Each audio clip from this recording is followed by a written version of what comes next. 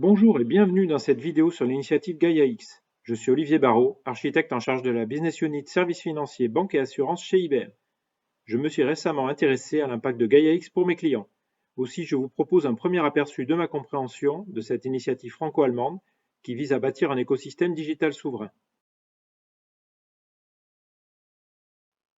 Gaia-X, de quoi s'agit-il et pourquoi a-t-il été créé? Gaia-X est une initiative franco-allemande sans but lucratif qui a débuté en 2019. L'objectif était de créer un projet de cloud fédéré de confiance afin de restaurer la souveraineté européenne, en réaction à la fin des accords du Safe Harbor avec les USA, aux menaces du Patriot Act et du Cloud Act, et sur le constat que l'Europe est en état de dépendance face aux principaux hébergeurs qui sont américains et chinois, les GAFA et Batix.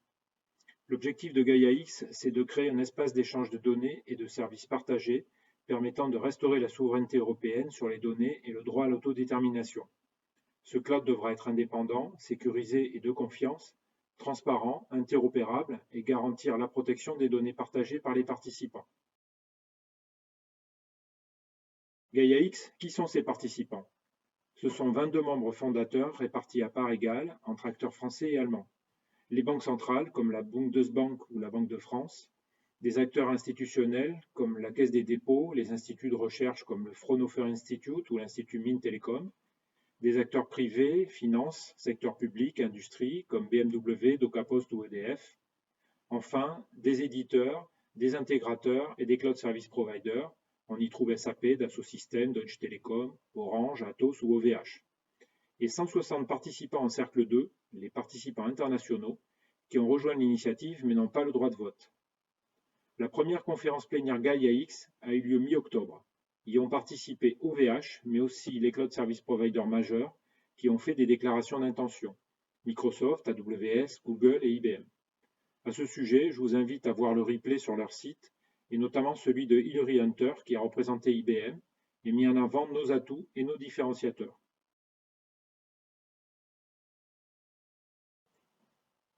Concrètement, quels seront les secteurs d'activité concernés? Un certain nombre de domaines d'application ont déjà été identifiés, comme l'industrie 4.0, l'IoT, l'énergie, la finance, la recherche ou l'administration, les services financiers, le secteur public ou la santé.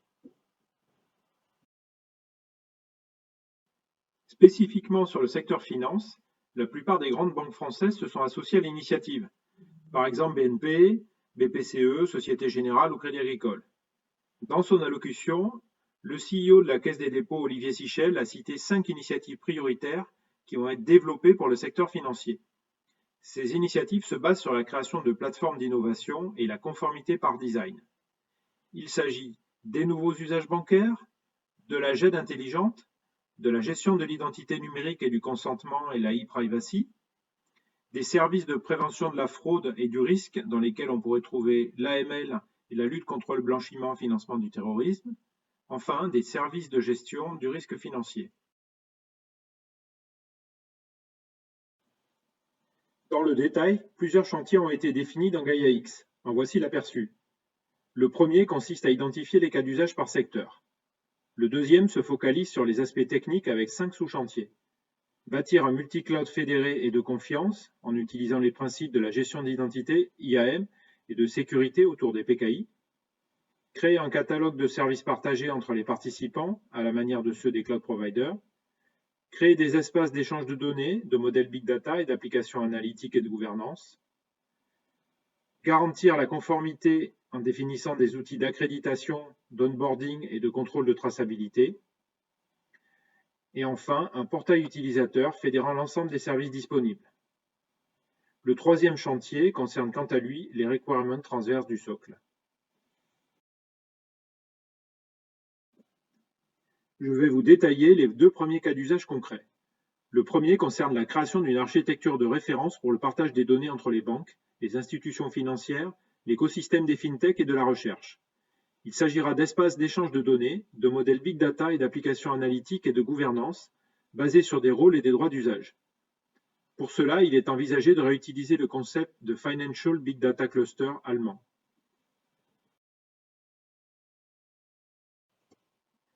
Le deuxième, quant à lui, vise à créer une marketplace de services à l'image de celle des cloud providers. Un prototype a déjà été développé en ce sens. Certains services IBM Cloud et Red Hat y sont déjà disponibles. Je vous engage à y jeter un coup d'œil. CF le lien joint. Avant de conclure, voici un aperçu de la roadmap de mise en œuvre. Comme vous pouvez le voir, les travaux concrets démarrent à peine. La sélection des premiers cas d'usage a eu lieu fin 2019 et les premiers patterns d'architecture ont été proposés en juin dernier. Les premiers démonstrateurs viennent juste d'être terminés, les chantiers techniques vont se poursuivre au cours de cette année et des releases incrémentales sont prévues au cours des 4 suivantes. En conclusion, j'espère que cette vidéo vous a permis de comprendre les ambitions de ce projet ainsi que ses grandes lignes. Du côté IBM, nous avons lancé une étude en interne à travers notre Technical Expert Council France qui aura pour mission de clarifier le rôle que va pouvoir jouer IBM en tant que fournisseur d'infrastructures et de services, et notamment le positionnement de Gaia-X par rapport à l'offre IBM Cloud for Financial Services pour les marchés régulés. N'hésitez pas à revenir vers moi si le sujet vous concerne et que vous souhaitez en savoir plus. Je vous remercie pour votre attention.